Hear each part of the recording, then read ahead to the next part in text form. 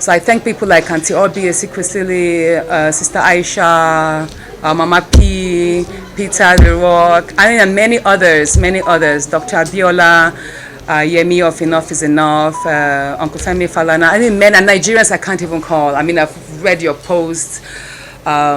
His Excellency Atiku Abubakar, His Excellency Saraki.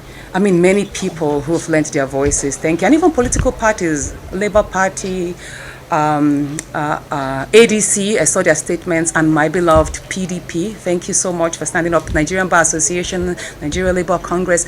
A whole lot of voices. It just pulled through. And I think that's the pressure that the Senate President saw and realized that, he just can't keep pushing against the will of the people. Yeah, and the media, thank you for being fair. Thank you.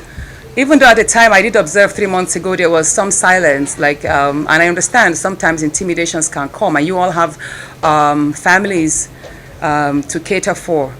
And unfortunately, we're at a country today whereby pretty much lives mean nothing. So I don't blame you, members of the media, who at a particular time withheld publishing facts as they happen.